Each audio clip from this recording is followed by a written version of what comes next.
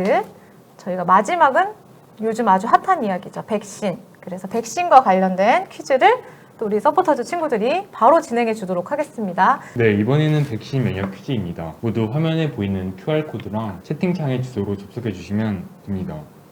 모두 다 접속하셨나요? 자, 그렇다면 본격적으로 백신 면역 퀴즈 시작하겠습니다. 첫 번째 문제입니다. 대식세포는 선천 면역이다 또는 대식세포는 적응 면역이다. 네, 여러분들 모두 정답을 고르셨나요? 그럼 이제 바로 다음 문제로 한번 넘어가 볼까요? 네, 두 번째 문제입니다. 화이자와 모더나는 전달체 백신이다. OX 문제입니다. 이거는 약간의 힌트를 드릴 수 있을 것 같은데요. 여러분들이 백신을 맞을 때 하나의 종이, 그러니까 주의사항이 적힌 종이를 보셨을 겁니다. 거기에 약간의 힌트가 있으니 참고하실 분들은 빠르게 참고해주세요. 자, 그렇다면 이제 3번 문제로 넘어갈 건데요. 접종균이 살아있대 치명적이지 않을 정도로 약하게 희석시켜 접종 후의 예방 항체 형성 효과는 탁월하지만 자연 감염 반응을 일으킬 수 있는 백신을 무엇이라고 할까요? 무엇이라고 할까요, 설씨? 되게 어려운 것 같아요. 저는 아마 이번 강연을 통해 알아가야 될 것 같아요. 알아가는 거 정말 좋은 것 같아요. 그러면 이제 4번 문제로 넘어가겠습니다. 네, 네 번째 문제입니다. 백신은 면역 반응을 이용해 사전의 임의로 질병을 약하게 일으켜 실제로 감염되었을 때 2차 반응을 유도한다. OX 퀴즈입니다. 네, 저는 항원 항체 반응이 약간 떠올랐는데요. 생각을 여러분들 조금만 하시면 쉽게 풀 수 있을 것 같습니다. 여러분 모두 문제를 잘 푸셨나요? 그러면 한번 이번에 강연을 통해서 한번 정답을 알아볼까요? 네, 우리 서포터즈 친구들이 힌트인지 방해인지 좀 섞갈리게 계속 옆에서 질문을 해주셔가지고 네, 시청자 여러분들이 스스로 판단을 잘 하셔야 할 것 같습니다. 강연을 듣다 보면 물론 답이 나오겠죠. 네, 그럼 본격적으로 백신에 대한 강연 들어보도록 하겠습니다. 네, 세 번째 마지막입니다. 질병을 예방하는 백신에 대한 이야기입니다. 백신 맞으셨나요? 저는 1차까지 다 마셨습니다. 그렇죠. 저도 이제 모더나 백신 맞았는데 한 2, 3일 정도 팔이 얼얼하더라고요. 네, 저는 첫날은 제 팔이 아니었어요. 이렇게 매달고만 다녔던 기억이 있습니다. 네. 우리가 이렇게 백신을 맞는 이유는 이제 바이러스 때문에 그러는데요. 이 바이러스에 대한 면역에 대한 최초의 기록이 언제 나왔냐고 하면 기원전 그리스로 거슬러 올라갑니다. 그리스까지 올라가야 되나요, 저희가? 저 영화 보셨나요? 네. 영화 300 보시면 네네. 그게 페르시아 전쟁에 대한 이야기잖아요. 네. 페르시아 전쟁이 끝나고 나서 BC 5세기에 그리스는 새 전성기를 맞이합니다. 그 당시에 가장 유명한 정치가가 있죠. 페리클레스라는 이 정치가가 등장함으로써 이제 모든 분야에 대해서 그리스의 유명한 사람들이 많이 나오게 되고 모든 민주주의가 꽃을 피우게 됩니다. 그러는데 이제 이때 기원전 430년에 이 아테네에 역병이 돌게 돼요. 이 역병이 갑작스럽게 돌게 된 거죠. 항구를 통해서 들어온 병이 이 사람들이 몰려가지고 밀집이 돼 있으니까 이렇게 한 번에 퍼지게 된 건데 이게 한 몇 년 만에 인구의 3분의 1을 죽게 만듭니다. 3분의 1이요? 맞아요. 네, 엄청났네요. 그 당시 이제 인구가 한 20만 명이 좀 넘었다고 하는데요. 이렇게 용문도 모르고 그 당시에는 뭐 바이러스라든가 세균의 존재 자체를 몰랐잖아요. 몰랐으니까. 이렇게 용문도 모르고 사람들이 죽게 되고 병에 걸리면 한 일주일 정도 되면 죽었는데 현재 사람들은 뭐 이 병이 패스트다, 장티푸스다 뭐 그렇게 추측을 하지만 아직까지 정확한 병은 나타나지 않았다고 합니다. 그러면 이 아테네에 이렇게 역병이 일어난 이유가 뭘까요? 그 이유는 당시 아테네와 스파르타가 전쟁을 하고 있었기 때문에 그렇습니다. 페르시아 전쟁 때는 아테네와 스파르타가 서로 협력해서 페르시아와 싸웠죠. 하지만 아테네가 강성해지자 이제 스파르타가 위협을 느끼게 된 거예요. 어제의 친구가 또 오늘의 적이 됐네요. 맞아요. 돌변을 해서 이제 이렇게 서로 편이 나눠져 가지고요. 저기 아테네 밑에 보면 펠레폰네소스 반도가 있는데요. 여기에서 이제 동맹이 일어나고 또 아테네를 중심으로 한 동맹이 일어나 가지고 이제 전쟁을 하게 되었는데 이 스파르타는 육군이 강했잖아요. 근데 반해서 아테네는 해군이 강했어요. 그래서 해군을 통해서 여러 가지 물자들을 배를 통해서 항구를 통해서 갖고 올 수 있었는데요. 그 당시 항구하고 아테네하고 긴 성벽을 쌓아두었는데 이 성벽 안에서 방어에 치중을 한 거죠. 그래서 이 방어에 치중을 하다 보면 이 스파르타가 결국은 무너질 것이다라고 페리클레스는 처음에 생각을 했던 겁니다. 하지만 이 시간이 지나가서 이제 이 전략이 이제 빛을 발할 거라고 생각을 했는데 불상 그렇게 전염병이 들어온 거죠. 저 안에서 전염병이 돈 거예요? 그렇죠. 항구를 통해서 외부에서 들어왔던 전염병이 좁은 지역에 많은 사람들이 밀집하다 보니까 결국은 아테네 인구의 3분의 1이 죽게 되었고 결국은 긴 시간이 지나가면서 아테네는 스파르타의 전쟁에 지고 맙니다. 결국 제대로 싸워보지도 못하고 병으로 졌네요. 맞죠. 네. 크게 타격을 입게 되거든요. 그래서 이런 전염병은 이렇게 인류사에 큰 영향을 주게 됐는데요. 이때 그 전쟁사를 기록한 사람이 아시죠? 투키디데스의 펠로폰네소스 전쟁사입니다. 네, 펠레폰네스 전쟁사는 들어봤는데 투키디데스는 잘 모르겠습니다. 아, 그렇죠. 그래서 이제 이 사람 제일 유명한 사람이 그거죠. 이제 페르시아 전쟁사를 기록한 사람이 헤로도토스가 역사를 네, 집필했고요. 이 펠로폰네소스 전쟁사는 투키디데스가 기록을 했는데요. 이 면역에 대한 기록이 최초로 나와요. 그래서 전염병에서 회복된 사람은 같은 병을 앓는 환자를 돌볼 수 있었고 간혹 다시 걸려도 가볍게 지났다라는 기록이 나옵니다. 이게 결국은 면역에 대한 개념이죠. 그러네요. 어떤 병원체가 들어왔는데 죽는 사람도 있지만 간혹 사는 사람도 이겨내는 있잖아요. 사람 있죠. 그러면 그 사람은 또 다른 병이 들어왔을 때 이겨낸다는 거죠. 음. 그런 기록이 나왔고요. 그 신약 성서에 보면 사도행전이 나오는데요. 사도 바울이 여행을 가는 부분이 여행이라고 할까요? 로마에 가는 그런 장면이 나와요. 그러다가 저기 이탈리아 반도 밑에 있는 몰타 부분에 대해서 조난을 당하게 됩니다. 이때가 AD 60년인데요. 이때 바울이 어떤 경험을 했냐면 독사에 물리게 됩니다. 근데 독사에 물렸는데도 죽지를 않아요. 독이 약했나요? 독사가 상당히 맹독성이라고 하거든요. 그랬는데도 물렸는데도 죽지 않았다는 것을 지금의 어떤 현대적인 과학적인 측면에서 본다면 예전에 바울이 여행을 하다가 어떤 뱀에 물려서 그런 면역이 생겼던 거죠. 그 독을 이겨낼 수 있는. 그렇죠. 네네. 그것이 항독소의 개념입니다. 그렇게 유추해 볼 수 있다라고 생각이 들고요. 네. 그리고 이제 인류에게 가장 큰 영향을 주고 큰 어떤 재앙을 줬던 대표적인 전염병이 이 천연두 바이러스입니다. 네네.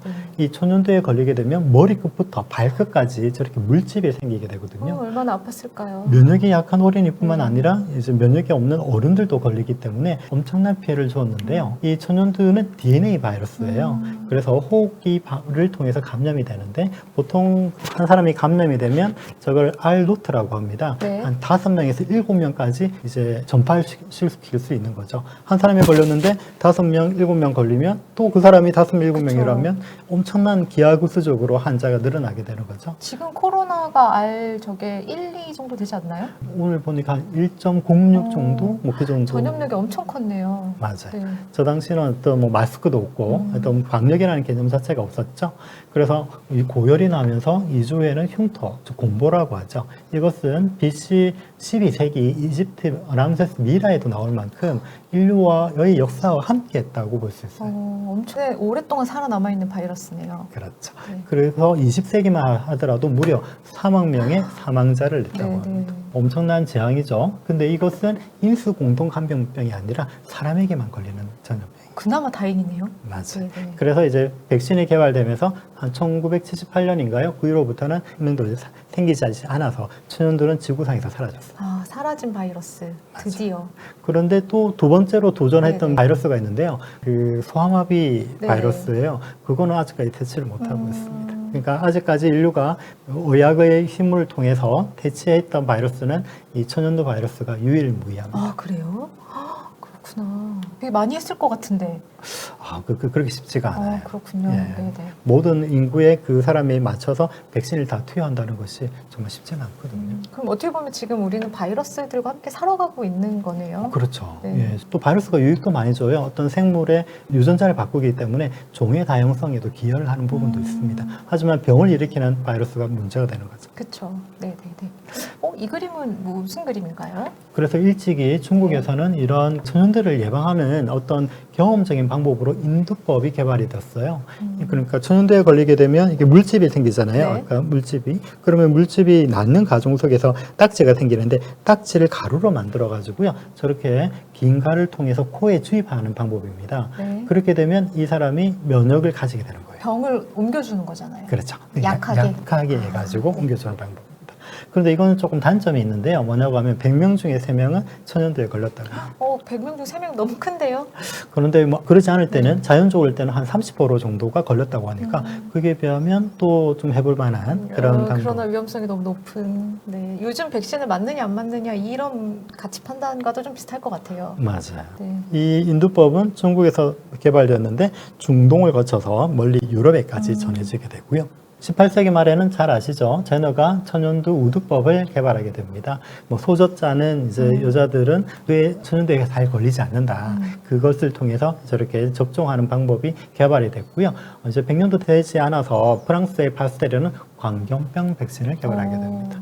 이후로 이제 독일의 코우로 넘어가면서 이때 상당히 과학적으로 백신들이 개발되게 되는데요. 이때 개발됐던 백신은 이제 여러 가지 그런 항체를 만드는 체액 면역이고요. 그 당시쯤 돼서 메치니코프가 불가사리를 관찰하면서 세포성 면역을 발견하게 됩니다. 그 바다에 있는 그 불가사리인가요? 맞아요. 네. 불가사리인데 불가사리의 유충, 즉 아기 때는 네. 몸이 투명해요. 몸이 투명하기 때문에 현미경을 통해서 투명한 것을 관찰하다가 붉은색 염료를 넣는 거죠. 네. 염료를 넣었다가 장미 가시를 찔러 봅니다. 네. 그러니까 신기하게도 몸 안에 있는 조그만 세포들이 그 염료를 통해서 가시에 달라붙는 것을 발견해요. 외부에서 들어온 어떤 이물질에 대해서 몸 안에 있는 세포가 그것을 방어하는 물질이 있다라는 세포 면역을 발견하게 됩니다. 와. 참 불가사리 가지고 가시로 찔러보는 것도 대단하고 그렇죠. 그렇게 실험을 해서 저런 걸 찾아내는 메치니코프 진짜 대단하네요. 맞아요. 네. 또 그 현상을 또 제대로 해석해 나가는 그쵸. 그런 추론 능력도 네네네. 정말 필요한 거죠. 그래서 처음에는 체액 면역과 세포 면역이 따로 이제 발전하다가 결국은 이것이 다 같은 인체 면역 현상이라는 것을 나중에 발견하게 되죠. 그래서 백신의 역사를 간략하게 찾아보면 이제 1921년에 결핵 백신, BCG 백신이 네. 나왔고요. 애기들 보면 맞는 거 있잖아요. 태어나자마자 맞히잖아요. 그 예전에는 결핵에 걸리면 뭐 백사병이라고 했죠. 얼굴이 창백해지면서 죽게 됐는데 이제 결핵에서 벗어나게 되었고요. 그리고 DTP라고 하죠. 네. 저 세 가지 병을 한 번에 해결할 수 있는 혼합 백신이 나옵니다. 네. 그리고 소아마비라고 하는데요. 요즘 폴리오라고 합니다. 이게 미국에서 1955년에 나와요. 그리고 이제 MMR이라고 하죠. 이제 홍역이나 이런 것도 혼합 백신으로 예방이 되고요. 80년대 때는 비형 간염 바이러스 백신이 나왔고 2000년대에는 이제 여자분들 맞죠? 네네. 인유두종 이제 바이러스에 대해서 자궁경부암 백신. 맞아요. 네. 그걸 예방할 수가 있거든요. 이렇게 백신이 개발된 과정을 거치게 됩니다. 그러면 이제 다 다루기는 좀 힘들어서 네. 이제 간단하게 소아마비만 보게 된다면 요즘 폴리오라고 하는데요. 이게 걸리게 되면 하지마비가 오게 돼요. 네. 그래서 잘 걷지를 못하게 되는 거죠. 그뿐만 아니라 호흡곤란도 오게 되는데요.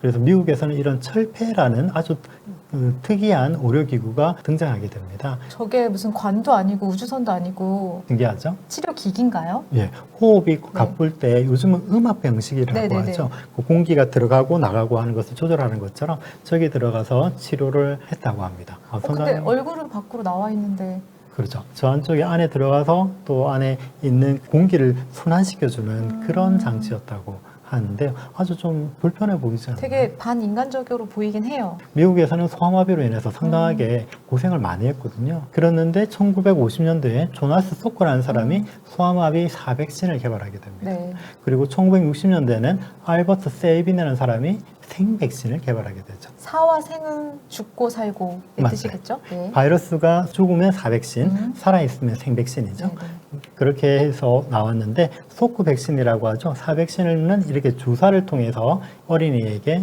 투여하는 방식으로 백신이 투여가 되었고요.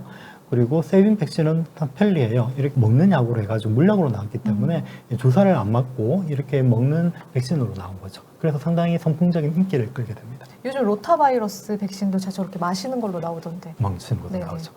또 만약에 지금 이제 코로나 백신도 저렇게 먹는 백신이 나온다면 상당히 좀 편할 것 간편하게 같아요. 네. 접종이 되고 훨씬 병원에 가지 못하거나 좀 그런 사람들한테도 접종률이 높아지지 네, 않을까 네. 기대를 해봅니다. 그런데 이 사람이 소크라는 사람이 여기에 대해서 특허를 포기를 했어요. 오. 정말 대단하죠. 네네. 이 아까 사람- 마취 재발견 팀이랑은 또 다르네요. 그렇죠. 네. 그쪽은 어떻게 하든지 특허를 얻기 네. 위해서 사생 결단을 네. 내듯이 했는데 이 사람은 백신 특허를 포기하고 이 개발법을 공개함으로써 가격을 단가를 낮춰가지고 전 세계 어린이들에게 이제 공급을 했기 때문에 노벨상 정도 받았을 것 같아요. 그렇죠. 그 정도의 업적이었는데 이 사람이 또 이 경쟁이 좀 심해서 네. 세이빈하고 이제 이 소크라는 사람이 경쟁을 너무 하다 보니까 좀 네. 못 받았다 뭐 그런 아, 말도 진짜 못 받았어요? 네. 아, 안타깝네요. 네. 그래서 TV에 나와서 인터뷰를 했는데요. 태양에도 특허를 낼 건가요? 라는 그런 말을 했다고. 참 대단하죠. 네네. 그래서 지금 이제 우리가 지금 맞고 있는 백신이 다 잘 아시는 이 백신입니다. 네네. 아스트라제네카, 야누텐, 화이자, 모더나. 아스트라제네카하고 얀센은 전달체 백신인데 반해서 화이자, 모더나 백신은 핵산 백신이에요. 이거는 가장 최신의 어떤 만들어진 백신인데요. 들여다보면 이렇게 보면 리피드 나노 파티클이라고 하죠. 지방 나노 입자에다가 저기에 있는 유전자 정보를 넣는 거예요. 그러면 이 어깨에 이렇게 주사를 하는 방식으로 들어가죠. 네. 그러면 몸 안에 있는 면역세포를 자극합니다. B세포라고 하죠. B세포에서 항체를 만들잖아요. Y자 모양의 이 항체를 만들게 되면 결국은 코로나 바이러스가 들어왔을 때 이것을 치료할 수가 있는 거죠. 막아주는 역할을 하는 세포를 자극시켜주는 거군요. 맞습니다. 이런 식으로 작동을 하고요. 조금 더 자세히 보면 메신저 RNA 백신이라고 하는데요. 바이러스에 있는 노란색 부분에 이렇게 그 유전자 정보를 넣어가지고요. 왜 지방이 이어야 하면 세포막이 지방이거든요. 이 기름기 성분이기 때문에 기름기 성분을 통과하기 위해서 저기에 있는 나노 입자가 필요한 거예요. 그러면 여기 있는 세포 안에 들어가서 여기에 대한 그 단백질을 합성을 하는 거죠. 그렇게 해서 저기는 항체가 생성되게 되는 겁니다. 근데 실제로는 이런 항체, 체항체도 있고 그 T세포라고 하죠. T세포에 의한 그런 면역도 같이 발현이 됩니다. 그래서 스파이크 단백질 아까 이야기했잖아요. 거기에 대해서 항체가 만들어지는 그런 단계를 거치는데 우리가 선천 면역과 적응 면역에 대해서 간단히 살펴보면 선천 면역은 외부에서 들어오면 맨 먼저 작동하는 거예요. 그래서 1차적으로 작동하는 그런 세포들이 이런 대식세포라고 하죠. 대식세포라든가 뭐 여러 가지 그런 NK세포, 내처럴 킬러 셀이라고 하는데 그런 것들이 작동하고요. 시간이 지나서 하루 지나서 일주일까지 작용하는 것은 대표적으로 B세포와 T세포가 작동합니다. B세포가 작동하는 것을 체액 면역이라고 하고요. T세포가 작동하는 것을 세포 면역이라고 해요. 그래서 저기 보면 메도노책에 보면 그렇게 나오잖아요. 기억을 하고 있는 거예요. 세포가 기억을 합니다. 이걸 메모리 셀이라고 합니다. 그러니까 예전에 우리가 10년 전이나 20년 전에 그 맞았던 그 백신이 그 효과를 가지는 것이 우리 몸 안에서 기억을 하고 있기 때문에 새로운 것이 들어왔을 때 그에 대해서 항체를 빨리 만들어가지고 그 병을 이기는 거예요. 대단하네요. 정말 신기하잖아요. 진짜 신기해요. 그래서 이 면역이라는 것은 아주 신비한 현상이기 때문에 경험적으로는 알았지만 이런 것이 밝혀지는 것은 불과 요 근래의 일이었다고. 얼마 안 된 거예요? 그렇죠. 수십 년간의 어떤 노력으로 이런 면역의 비밀이 밝혀진 거죠. 그래서 지금 현재 문제가 되는 것은 이 델타 변이 바이러스인데요. 아까 스파이크 단백질이라고 했잖아요. 이 특정한 부분에 대해서 이 돌연 변이가 생기는 거예요. 그 돌연 변이가 뭐냐고 하면 원래 들어가야 될 아미노산이 다른 아미노산이 들어가는 거예요. 저 특정한 부분에 대해서 484번째, 452번째 부분에 대해서 변이가 생겼을 때 델타 변이라고 합니다. 그렇게 되면 원래 만들었던 백신보다 효과가 떨어지죠. 하지만 이것을 맞는 이유가 뭐냐고 하면 입원 예방 효과가 높기 때문에 그래요. 이것을 마저 놓으면 그래도 중증으로 가서 사망하는 확률을 낮추기 때문에 백신 접종을 이제 권장을 하는 거죠. 돌파 감염이 있어도 백신을 맞아야 하는 이유네요, 바로. 그렇죠. 과학적인 증거로. 맞아요. 이만큼 이제 확률이 낮아지고 그래도 요즘은 이제 그 문제가 되는 것이 뭐냐고 하면 이제 시간이 지나면서 이제 계속 저렇게 보면 항체가 가지고 있는 보유 항체가 시간이 가면서 줄어들잖아요. 그러니까 이제 60세 이상은 뭐 4개월 만에 또 부스터 샷을 맞아라 하는 이유가 결국은 처음에는 많이 올라갔다가 그에 대한 항체가 시간이 지나가면서 줄어들기 때문에 그렇고 이런 부분이 좀 불편하잖아요. 그렇기 때문에 지금 이제 개발하는 백신 같은 경우는 T세포, 즉 세포 면역을 강화를 시키면 이런 스파이크 단백질에서 조금 자유롭기 때문에 그런 새로운 백신이 이제 개발되고 있는 단계라고. 장기 면역으로 쭉 계속 이어지네요. 맞아요. T세포로 하면. 이런 식으로 이제 몸을 방어하는 거죠. 그러니까 어떻게 보면 이제 면역이라는 것이 외부의 어떤 나쁜 것으로부터 이렇게 방패의 역할을 한다고 볼 수 있습니다. 이렇게 해서 오늘 준비해 주신 강연 3가지 주제에 대해서는 다 마무리가 되었고요. 아까 마지막으로 저희가 퀴즈 타임을 가졌던 백신에 관련된 정답은 다음과 같습니다. 오늘은 이렇게 정순규 작가님과 함께 3가지 약 이야기 강연을 했고요. 오늘 참여한 퀴즈는 저희가 점수를 종합해서 개별 연락을 다 드리도록 하겠습니다. 그리고 마지막으로 제가 오늘 마지막 강연인 만큼 보너스 퀴즈 하나 더 드릴게요. 자, 문제 나갑니다.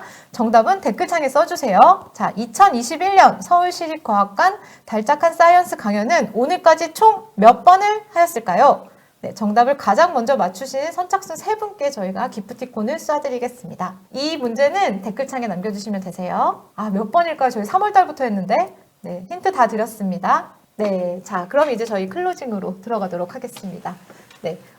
어느덧 코로나와 우여곡절을 겪으면서 저희가 벌써 2번째 겨울을 맞이하게 되었는데요. 11월 1일부터는 위드 코로나 일상으로의 전환이 시작되면서 강연에서 배운 것처럼 제약기술의 발전으로 내년 초에는 저희가 이렇게 먹는 치료약도 국내에서 상용화가 되고 움츠려들었던 저희 모두의 일상의 정상적인 활기를 되찾기를 기대해 봅니다. 그럼 올해의 마지막 달짝한 사이언스 강연은 이것으로 마치도록 하겠습니다. 저희는 내년에 다시 새로운 달짝으로 찾아뵙도록 할게요. 내년에 또 만나요. 함께 인사 한번 해주실까요? 엔딩 영상으로 저희가 이 올해 진행했던 달짝 영상 마무리 영상을 준비했으니까요. 끝까지 참여해 주시고요. 내년도 달짝한 사이언스 독서 동아리 모집도 곧 시작될 예정이니까 서울시립과학관에 계속 관심 가져주시길 바라겠습니다. 네, 감사합니다. 안녕. 안녕.